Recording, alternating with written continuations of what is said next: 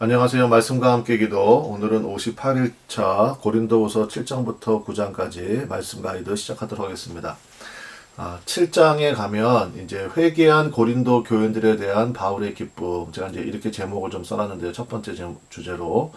우리가 먼저 배경을 좀 이제 이해할 필요가 있겠습니다. 앞서 계속 말씀드렸지만, 일단은 고린도 교회에 바울의 대적자들이 있다. 그래서 고린도 교회는 이제 분쟁도 많고요. 특별히 바울의 사도권을 의심하는 그러한 일들이 많았습니다. 앞서 우리가 살펴봤죠. 온다고 그랬다가 또 안 오고, 이런 문제들 때문에, 사도가 맞냐, 너무 우유부단하다. 그 다음에 헌금에 대한 의심도 좀 많이 있었습니다. 그래서, 디도를 통해서 눈물의 편지를 보냈죠. 그게 이제 2장 4절하고 13절에 나오는 그 내용이겠습니다. 고린도후서 2장 4절하고 13절에. 그런데 이제 이 7장에서 이제 디도를 만났다는 것입니다. 그 디도가 이제 다시 고린도 교회에 갔다가 편지를 전해주고 그들의 반응 또 그들의 결단을 가지고 이제 와서 바울을 만났습니다. 만나서 이제 위로를 받게 되었다.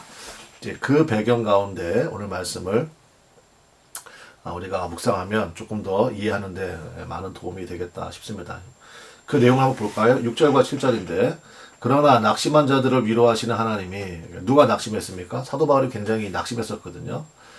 디도가 오므로 우리를 위로하셨으니 그가 온 것뿐 아니요 단순히 온 게 아니라는 것입니다. 오직 그가 너희에게서 받은 그 위로로 위로하고 너희의 사모함과 애통함과 나를 위하여 열심히 있는 것을 우리에게 보고함으로 나를 더욱 기쁘게 하였느니라.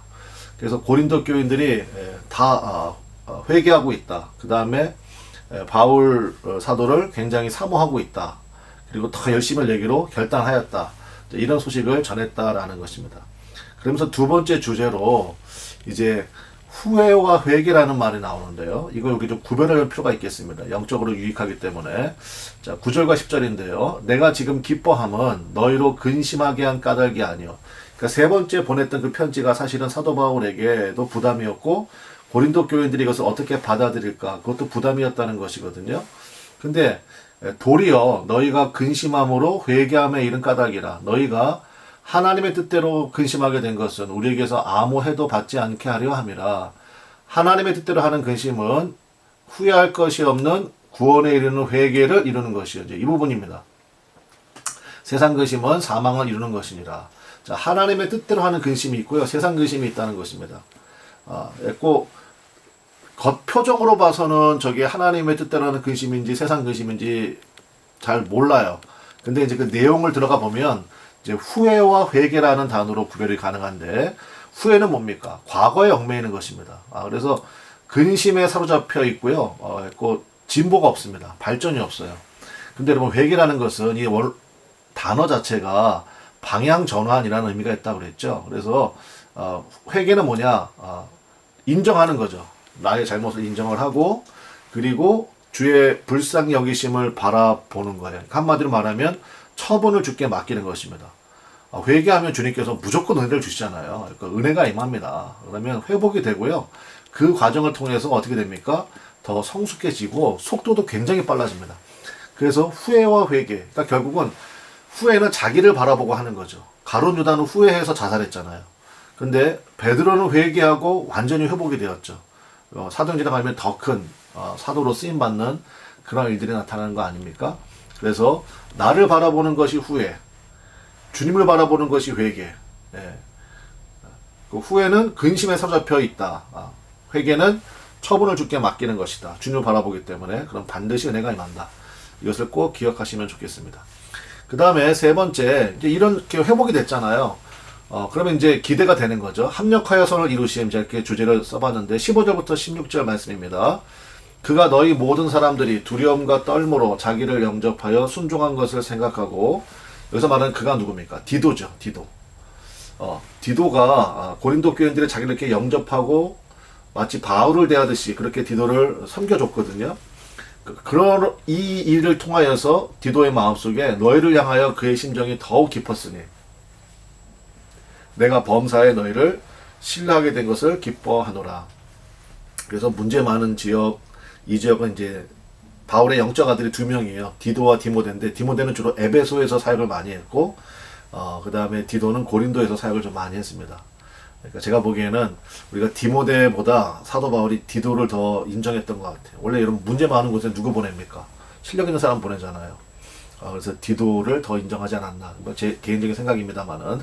자, 어쨌든, 그래서 이제 고린도 교인들의 뜨거운 헌신을 이제 기대하게 만든다라는 것입니다. 그런 문제가 있을 때요, 우리가 하나님 앞에 이렇게 푸는 방법을 좀, 배우면 좋겠습니다.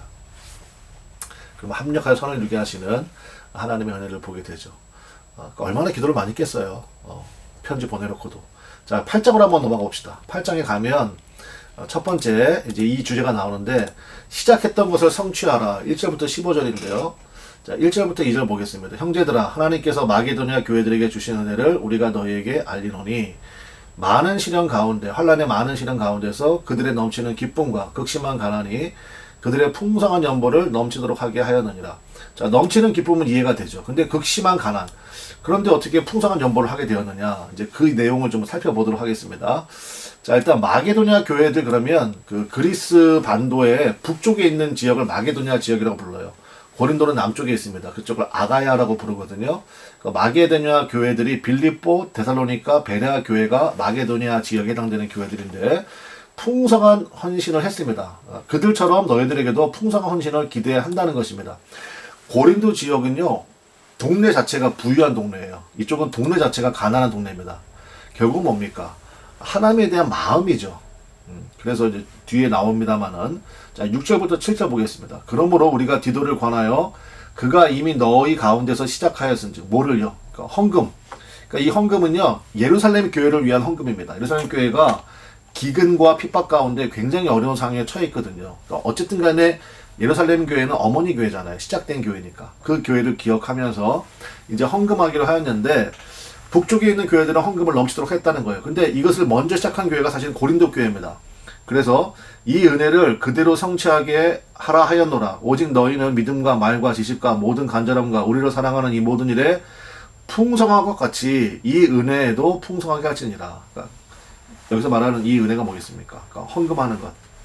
예루살렘 교회를 위한 헌금에 너희들 은사가 풍성하다고 자랑하는데 이 헌신하는 일에도 풍성하게 하기를 바란다. 라는 것입니다. 그래서 제가 좀 써놨는데 부연 설명을. 사실 고린도 교회가 예루살렘의 기근을 돕기 위한 헌금을 먼저 시작했습니다. 근데 분쟁으로 인해서 중단되었거든요. 이제 문제가 해결되었으니까 이 일을 온전히 완성하라는 권면이죠. 그래서 10절부터 11절에 보면 이 일에 관하여 나의 뜻을 알리노니 이 일은 여기 써있죠. 너에게 유익함이라. 너희가 1년 전에 행하기를 먼저 시작할 뿐 아니라 원하기도 하였은즉 이제는 하던 일을 성취할지니 마음의 언어됨과 같이 완성하되 있는 대로 하라. 혹시 여러분 이 말씀 묵상하시면서 여러분도 주님 앞에 내 하나님 앞에 이렇게 하겠습니다. 결단했는데 어떤 문제로 인해서 중단된 것이 있습니까? 이 말씀을 묵상하면서 한번 여러분 그 주님 앞에 성취하시기는 좀 결단이 있으셨으면 좋겠습니다. 완성하는 모습이 있어야 돼요. 성도들은요. 이렇게 하기로 했는데 중단하고 또 그만두고 했던 것들이 있다면 완성하시기 바랍니다. 그래서 이 말씀 기도도요, 저는 이제 결단하고 기도합니다. 여러분 저를 위해서도 기도 많이 해주세요. 이게 참 말처럼 쉽지가 않더라고요. 3장씩 이걸 요약을 해가지고 가이드라는 게 저는 처음에는 뭐 했던 설교도 있고 하니까 그냥 이렇게 하면 되겠다 싶었는데 아이고 웬걸이요. 그게 안 되더라고요. 그래서 지금 저는 아예 그냥 처음부터 이게 한 15분 정도 영상이잖아요. 근데 제가 준비하는 거는요, 진짜 한 15배 이상의 시간이 들어가는 것 같아요. 그래서 여러분 기도 많이 해주십시오. 저를 위해서. 그래서 완성할 수 있도록. 그러니까 우리 신앙에 그게 필요합니다. 자, 그러면서 이제 제가 작가 여러분에게 팁을 하나 좀 드리겠는데, 여기 연보라는 말이 많이 나옵니다. 연보라는 말이. 구장에도 계속 나오는데, 연보는 제가 앞서 말씀드렸는데, 영어 단어로는 컬렉션이라고 불러요. 그래서 연자가 버릴 연자, 보자가 도울 보자 그랬잖아요. 그래서 나를 버려서 너를 돕는 것. 이게 연보의 개념입니다. 그러니까 우리 헌금으로 따지자면 선교 헌금이나 구제 헌금이 연보에 해당이 되는 거죠. 지금 예루살렘 교회를 위해서 지금 선교 헌금과 구제 헌금을 하고 있는 거거든요. 그래서 연보 개념이 맞는 거고요. 13절에 보니까 연보의 기능이 나오는데, 이는 다른 사람들은 평안하게 하고 너희는 곤고하게 하려는 것이 아니요 어떻게 하는 겁니까? 균등하게 하려 함이니. 그러니까 나에게 주신 넘치는 은혜를 가지고요, 그걸 가지고 나를 위해 쓰지 않고 너를 위해 쓰는 것, 다른 사람을 위해 쓰는 것, 그게 연보 개념이라는 것입니다. 그러면 헌금은 뭐냐면 영어로는 offering이라고 불러요. 그러니까 이건 수직적인 개념입니다. 그래서 하나님에 대한 신앙 고백 차원입니다. 예를 들면 11조라든지 감사 헌금이라든지 이거는 헌금이죠. 그러니까 우리 정확하게 얘기하면 우리가 헌금 생활과 연보 생활이 둘 다 있어야 되는 거거든요. 그래서 13절에 있는 말처럼 화목의 원리입니다. 하나님께서 넘치도록 우리에게 주실 때 그것을 진짜 나를 버리고 다른 사람을 위해서, 그러니까 균등하게 하는 모습이 있어야 여러분, 그래야 하나님께서요 여러분의 통로를 굵게 만드십니다. 그러니까 막 5mm짜리 파이프였는데 뭐 어마어마한 그러한 큰 파이프로 만드셔가지고 통화에 역사하시는 거고, 제가 늘 말씀드린 것처럼 통로가 메마를 일은 절대로 없습니다. 자, 이제 헌금을 이제 전달해야 되잖아요. 그 이제 일꾼의 자격에 대해서 나오는데 이것도 우리가 한번 묵상해 볼 포인트가 있다고 생각합니다. 자, 거액의 헌금을 전달하는 일에 대해서 3명의 일꾼을 세웁니다. 이제 디도가 첫 번째 일꾼이고 18절에 그 형제라고 나오고요. 22절에 한 형제라고 나와요. 그러니까 익명으로 소개하고 있는데 요 3명에게 이제 맡겼다라는 것입니다. 그래서 그 자격 조건이 나오는데 첫 번째는 간절해야 한다는 것입니다. 17절에 보니까 그가 권함을 받고 더욱 간절함으로 자원하여 너희에게 나아갔고, 그러니까 일꾼은요 간절한 마음이 있어야 돼요. 두 번째, 유능해야 됩니다. 18절, 또 그와 함께 그 형제를 보내었으니, 그 형제라고 나오죠. 이 사람은 복음으로써 모든 교회에서 칭찬을 받는 자요. 여러분, 칭찬은 누구한테 합니까? 유능한 사람에게 하는 거잖아요. 잘 처리하는 사람. 그래서 모든 교회에서 칭찬을 받는 사람이니까 굉장히 유능한 사람이구나. 그래서 여러분, 우리가 하나님의 일을 하는데요, 무능하게 하려고 하면 안 됩니다. 그냥 열심만 가지고 하겠다. 물론 그것도 중요하지만, 근데 열심히 하다 보면 또 유능해지잖아요.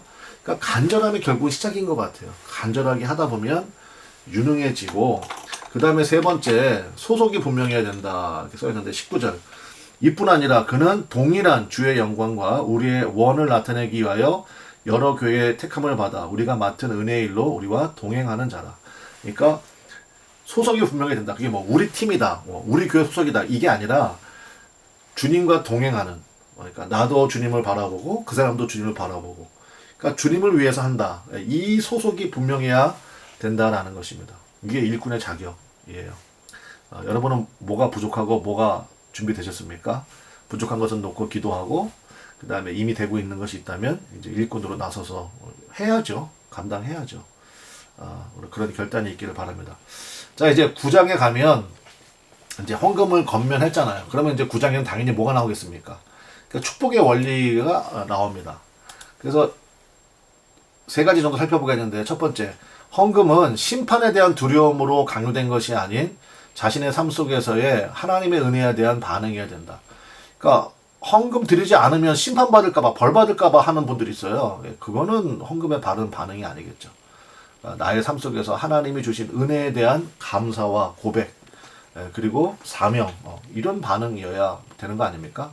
그래서 5절에 보니까 그러므로 내가 이 형제들로 먼저 너에게 가서 너에게 전한 약속한 연보를 미리 준비하게 하도록 권면하는 것이 필요한 줄 생각하였노니 이렇게 준비하여야 참 연보답고 억지가 아니니라. 참 연보라고 되어 있죠. 또 억지가 아니다. 그러니까 거짓 연보도 있다는 것입니다. 그러니까 예를 들어서 사도행전에 나오는 아나니아 삽비라 부부처럼 땅 팔아가지고 일부는 취하고 그리고 마치 다 드린 것처럼, 그러니까 자기 이름 날리려고 하는 거잖아요. 그러니까 그런 건 참 연보가 아니겠죠. 또 억지로 드려도 안 됩니다. 심판받을까봐, 벌받을까봐. 하나님, 우리가 그런 하나님은 아니거든요. 헌금 안 드렸다고 벌 주시고 하는 하나님 아닙니다. 그래서 참 연보답게, 그 다음에 은혜에 대한 감사함으로 하는 것, 이것이 가장 중요한 자세다라는 것입니다.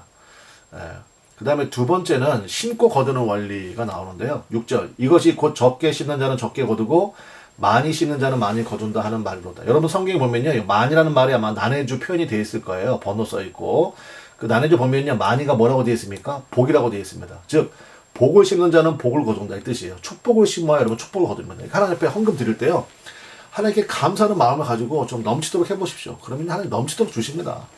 그러니까 기회 주실 때 풍성히 드릴 줄 아는 자세가 중요하다는 것입니다. 7절에 보니까 하나님은 즐겨내는 자를 사랑하시느니라. 쉬운 성경에 보니까 하나님은 즐겨내는 자를 흔쾌히 내는 사람, 이렇게 해놨고, 제가 좋아하는 NLT 영어 성경에는 치어풀리라고 써놨어요. 여러분 치어리더 아시죠? 막 응원해주는 사람, 그죠? 환호하게 하는 사람. 이게 치어리더라고 그러잖아요. 그러니까 치어풀리하게 하는 거예요, 하나님 앞에. 기쁨으로 나를 쓰시다니. 막 이러면서 막 감사함으로. 그런 자를 하나님이 사랑하시고 하나님 사랑하신다 그러면 뭐 더 이상 얘기할 거 없는 거 아닙니까? 8절.